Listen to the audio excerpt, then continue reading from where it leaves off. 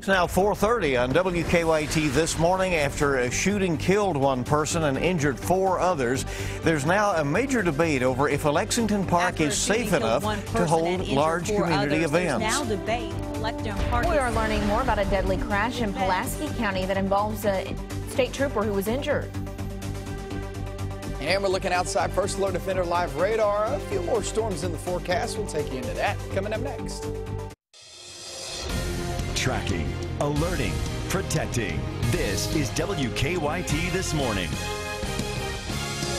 Good morning to you and welcome in. It's good to have you with us on WKYT here on Wednesday midweek as we head into the 4th of July weekend. I'm Bill Bryant. And I'm Rebecca Smith. Midweek. I like the sound of that. How about that? We've gotten there pretty quickly, haven't we? Well, scattered storms could possibly be back in our forecast. And, those can get strong rather quickly. That's why we are continuing our WKYT First Alert Severe Weather Day to keep you informed and sort of alert to what's happening.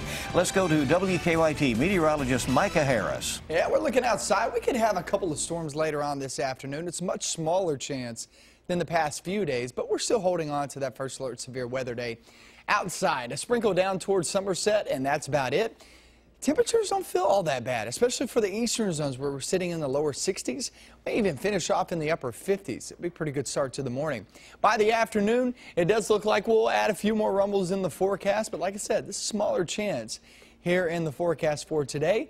How long does that hold tight? I'll show you that coming up in a few minutes. All right, we'll see you then. We thank you. WKYT tracking a breaking news alert in Lexington this morning. Lexington police say they found a young man with a gunshot wound about a block from UK's campus. And police say the victim was shot in the thigh. They found him behind the Lex Apartments near Tally Ho. It's a restaurant over there. The young man was taken to UK Hospital. Police have not released his name, age, or condition at this point. Officers do not know who shot him. They say someone noticed him crawling in the road at around 3:30 this morning. We're tracking the latest in this case, and we'll keep you updated on WKYT This Morning.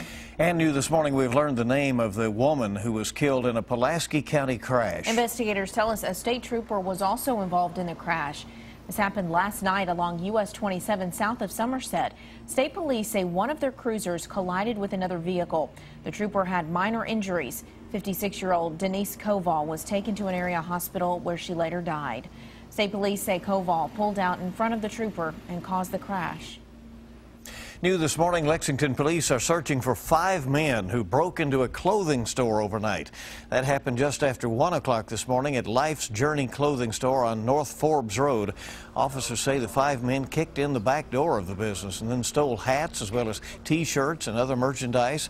Police say one of the store's surveillance cameras was also damaged during the burglary. So far, no arrests have been made in that. Well, later today, the family of a man who died after being shot at a Lexington park is expected to speak out publicly for the first time. Lexington police say Kwame Elamin's family will ask the public for information leading to an arrest. Elamin and 4 others were shot during the Dirt Bowl basketball tournament at Douglas Park on June 21st. The other victims survived. Dozens of people met last night to discuss if Douglas Park has become too dangerous to host the Dirt Bowl and other events. Monique Blair has the story. I can't believe it was that many people in the park and nobody saw the shooting. I'm personally appalled that many people could be in the park and nobody have any idea what went on. Tuesday marks 9 days since 42-year-old Kwame Elamin was shot in Douglas Park during the Dirt Bowl Basketball League. He died 4 days later. Lexington police say hundreds of people were in the park at the time of the shooting, but no one has been arrested. Tuesday night, community members expressed mixed emotions on whether or not the Dirt Bowl should continue to be played in the park. When I picked up one of my 10-year-olds the very next morning and they crying their eyes out about how they don't want to die and can't go to the park, that concerns me. If we take this out of Douglas Park, what happens next? Do we quit having roots and heritage?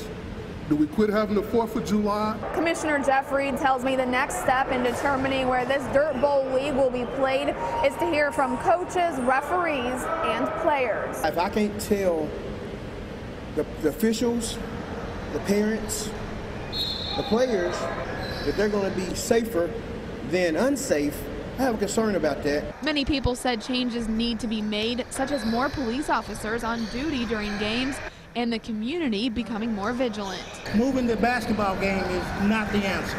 We're the answer. Until the city reaches a decision on the fate of the Dirt Bowl, the games will continue to be played at the Dunbar Community Center.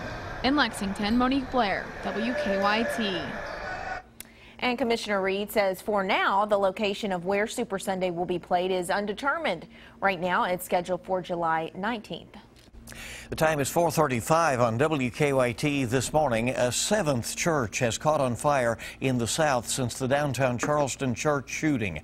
The FBI confirmed that it was investigating several fires at predominantly black churches across the South over the last week. Just last night, crews battled a fire at the Mount Zion AME Church in South Carolina. No cause for that fire has been released as of yet. A member of the church said this is the second fire at the church since 1995, when the KKK set fire to the old building. A grand jury's indicted 2 inmates police say tried to escape from the Franklin County Detention Center. James Goodlett and William Robinson face attempted escape and criminal mischief charges. The Franklin County Sheriff's Office says on May 18th they received a tip that some inmates may be trying to escape from the jail. Investigators say the inmates removed the faceplate of a broken shower and were going to try to escape through a small opening behind the shower. Investigators say they found the opening and dispatched crews around the jail to prevent them from escaping. Dozens of people protested after the Rowan County Clerk's decision to no longer issue marriage licenses. Kim Davis's decision comes after the U.S. Supreme Court legalized same-sex marriage nationwide. She says same-sex marriage goes against her Christian beliefs, so she stopped issuing marriage licenses altogether. Davis did not want to go on camera, but she told us that she has received many hateful emails. Yesterday's protest was held outside of the Rowan County Courthouse. She's standing in defiance of their love and their basic human dignity. A few people did show up to support Davis. Governor Beshear says Davis and all other county clerks are required by law to uphold the Supreme Court's ruling. At least one same-sex couple was denied a marriage license in Moorhead yesterday. Kentucky Senator Mitch McConnell says the Supreme Court's decision isn't the end of the debate over same-sex marriage. During a Chamber of Commerce event in Mount Vernon, Senator McConnell said there are those with deep religious convictions who are going to refuse to provide services. He says the religious liberties issue will spawn a new series of lawsuits and possible legislation. Well, I think the Supreme Court has ended the issue of gay marriage, but has opened a new chapter in this whole discussion. Senator McConnell was also asked about the Jefferson Davis statue in the state capitol rotunda. He says he thinks it is better suited for a museum. Well, Team USA is in the Women's World Cup final once again after beating out top-rated Germany Tuesday night in Vancouver. The U.S. is hoping to win their 3rd World Cup title. CBS's Hannah Daniels has more from New York. USA! USA! From Canada to here in the U.S., soccer fans are cheering on Team USA as they gear up for the Women's World Cup final. Obviously, we're delighted to be moving on. The American women beat top-ranked Germany 2-0 Tuesday night to advance, thanks to a penalty kick by team captain Carly Lloyd. I remained focused on what I needed to do, and it was a PK that, I needed to sink. And an impressive goal by Kelly O'Hara. It was wild. I think I blacked out for a second, to be honest. Team USA has fought hard in this tournament, putting not only their dreams, but their bodies on the line, as they shut out the competition along the way. I think we're clicking at the right time, and we're peaking at the right time, and we feel like we're playing our best soccer. Fans will be keeping an eye on tonight's Japan-England matchup. The winner will take on Team USA this Sunday in Vancouver. The U.S. women have only one goal in mind: to bring a 3rd World Cup title home.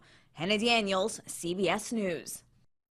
Well, Germany and Team USA have faced one another 3 times in a Women's World Cup semifinal. Each time the winner has gone on to lift the trophy. There might still be time to see it before this morning's sunrise. Jupiter and Venus came together last night to make a superstar. The 2 planets made a month-long journey and appeared to be just a fraction of a degree apart from each other. Astronomers say the show could account for the Star of Bethlehem. Eyewitness viewer Brian Marshall sent us this picture of the superstar shining over Flemingsburg last night, a beautiful sight. And you can see the sky was completely clear except for those 2 planets. And really over the last few few days, it's been something you could sort of see that start to happen. And it has been amazing. Yeah, very amazing. Very nice.